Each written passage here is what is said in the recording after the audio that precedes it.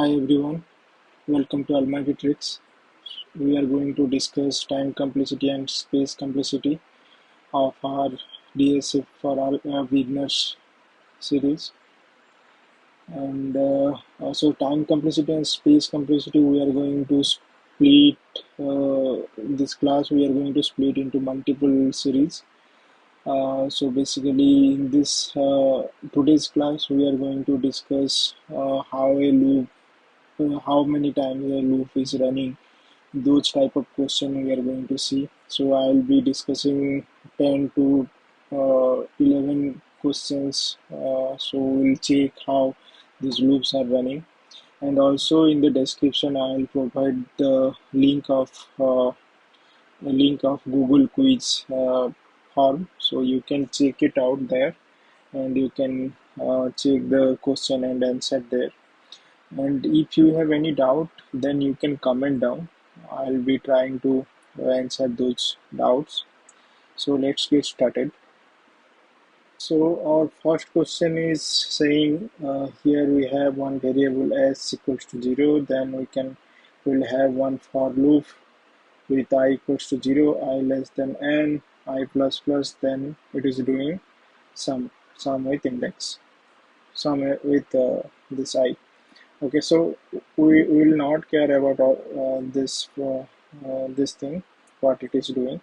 So we need to check how many times it is executing this loop. Okay, so first of all, our I is 0. Let's say our n is 4. Okay, our n is 4, and initially our I is 0.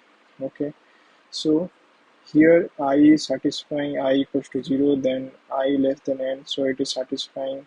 So it will come to this and it will execute, then it will come to here, then it will increment to 1. Okay, so it will increment to 1.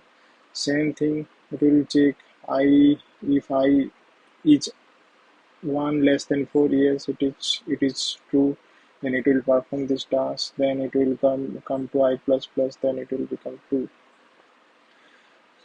So again it will check whether 2 is less than 4, yes, it is true, then it will execute, then it will increment to 3. Whether 3 is less than 4, yes, it is true, then it will increment to 4. Now it will check whether this 4 is less than 4. No, it is not satisfying, so it will not execute.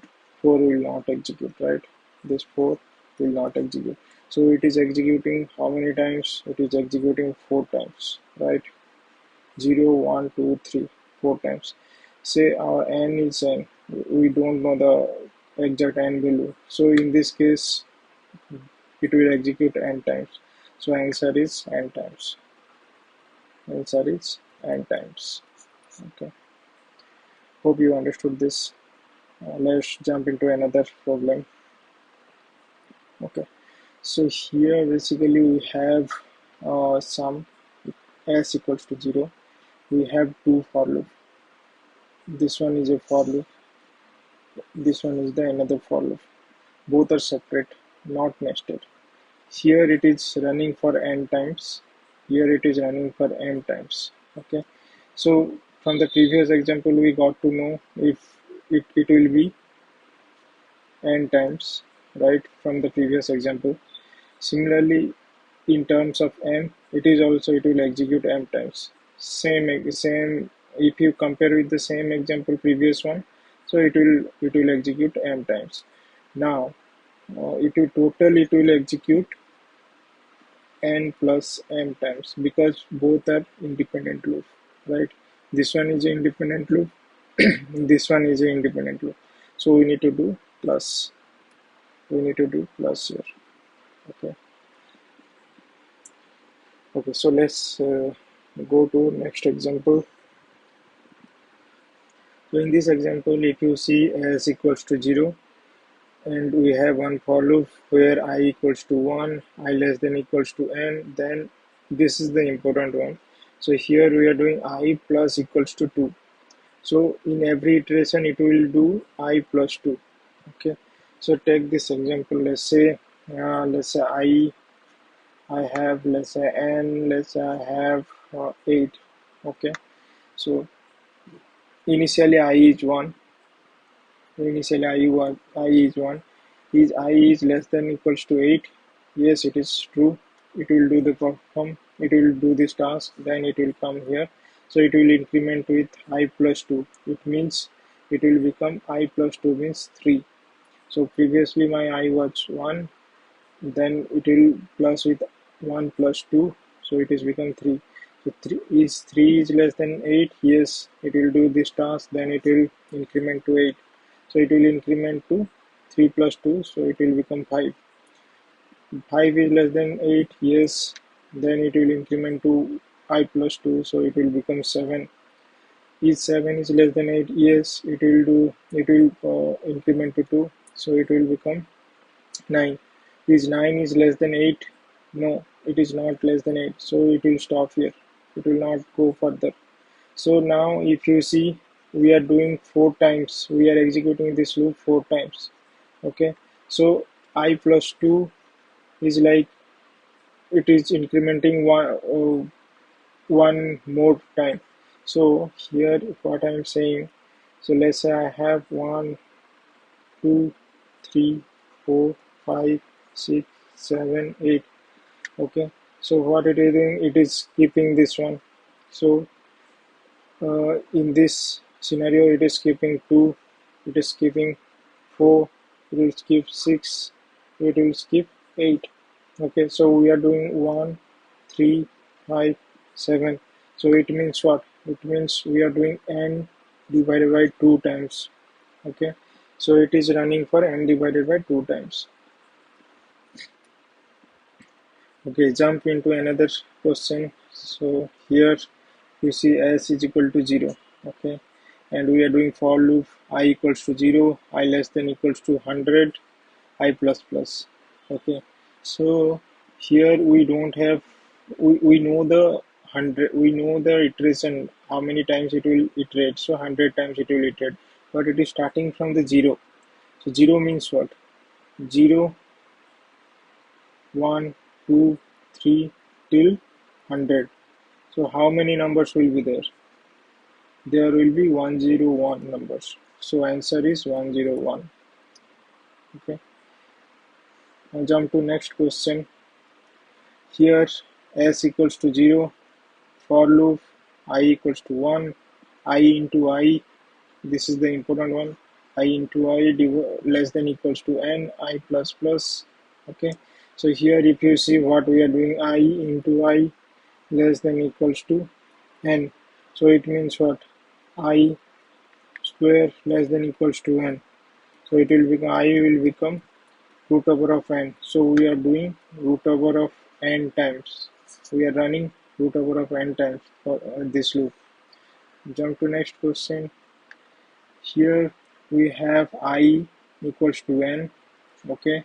Then while I less than n, till I less than n, we will do I equals to I divided by 2. Okay. Take one example, n equals to 8. Okay, so it will, n equals to 8 means it is I equals to n, right? This is the, okay, now I is 8, so it will check is 8 greater than 1. Yes, it is satisfying. So it will do what? It will become, I will become 8 divided by 2, it will become 4. Okay, then next step is 4 is less than 1. Yes, it is true. Then it will divided by 2, it will become 2. Then each 2 is less than 1, 2 is greater than 1. Yes, then it will divided by 2, it will become 1. Each 1 is greater than 1. No, it is not satisfying. So we are doing, we are like dividing with 2. 8 by 2, then it is become 4 by 2, then it is become 2 by 2, then it is become 1 till 1. Similarly, if we see with the n term, so it will become n by 2. Okay, then n by 2 into 2, which is n divided by 4. Then it will become n divided by 4 into 2, which will become n divided by 8 till it will go 1 till 1 or 0. Okay, so it means what it is doing, like uh, inverse of power. Okay, so inverse of power means we if it is an inverse of power means we need to look into the logarithm concept. So it will go till log base 2 n. So we are talking with base 2. Okay, so the answer will be log base 2n. Okay, we'll next jump to another for loop. Okay, so s equals to 0, I starting from 1, I less than n, I into 2. So important part is this one, I into 2. So for, let's say our n is 8, n is 8. So I initially 1. So I is 1 is less than equals to 8. Yes, it is true. Then it will do this task. Then it will multiply with 2. I into 2, it means what? I equals to I into 2. So initially I is 1, so it will become 2. Then 2 is less than equals to n. 2 is less than equals to 8. Yes. Then it will check this one, this formula. Then it will become 2 into 2 is 4. Similarly, again it will check each 4 is less than equals to n. Yes. Then it will perform this task. Then it will multiply with 2. Then it will become 8. Each 8 is less than equals to n 8. Yes, then it will become 16. So here it will stop because we are checking with the n less than equals to I is less than equals to n. Okay, here we can observe one thing similar to previous for loop. We are multiplying with 2, right? 1 into 2, this one into 2, then 2 into 2, then 4 into 2, right? So we are multiplying with 2. So when we remember, whenever we are doing the multiplication or division, that time you need to think about the logarithm concept. So here the answer will be log base 2 n. This is the answer. Okay, so if you are not understanding about the logarithm, just Google it, and I think you can get the mathematical concept, and you will get clarified. Okay, so this concept, just remember, if it is multiplying or division, then just think about the logarithm concept. Okay, now jump to next question. Okay, I had two for loop. So S is 0. I have one for loop this one, another for loop this. Then I'm doing something here. Okay. So here if you see the first, if you remember, first loop was, it was taking n times, right? So it is taking n times. So next for loop is taking also n times because it is starting from 1 then till n times. So it is also taking n times. So what I told that time, so if it is a nested loop, then it should be multiplication. If it is a independent loop, then it should be addition. So it is a nested loop, right? So we need to do n into n. So what will do? N square times. So it will run n square times. Okay. Next jump to another concept. In this loop, s is 0. Okay, it is running from, first loop is running from 0 to n, but this inner loop is dependent on outer loop. So let's check, because here we are using I j less than equals to I. Let's check this I j number of loop.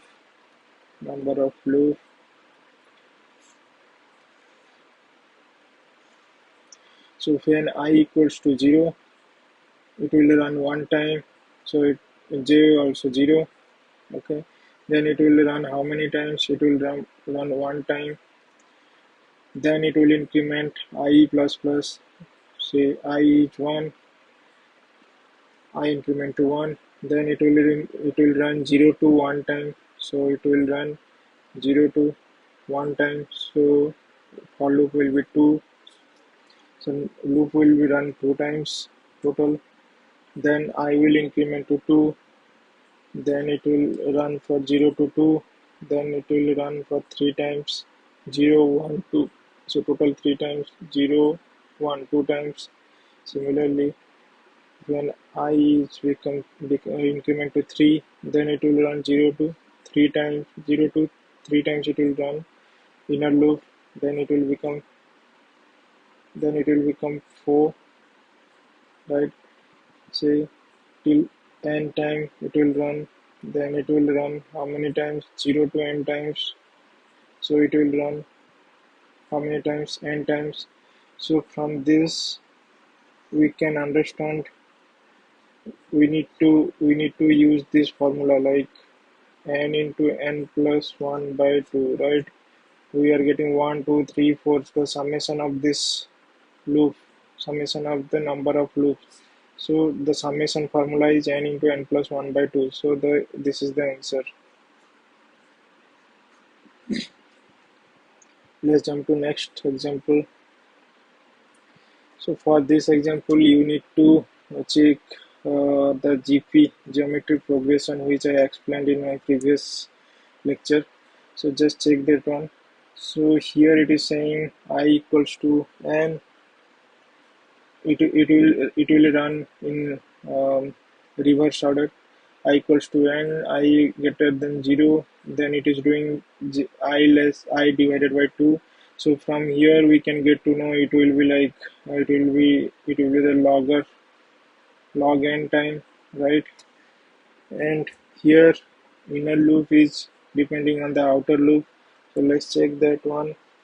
So here will be I, j, number of loops.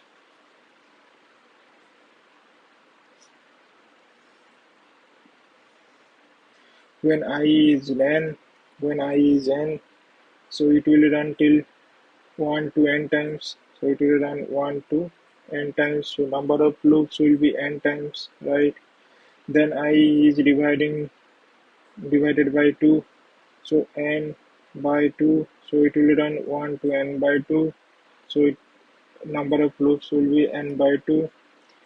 Now n by, so it will again divided by 2, then it will become n by 4, so it will run n by 4 times, so number of loops will be n by 4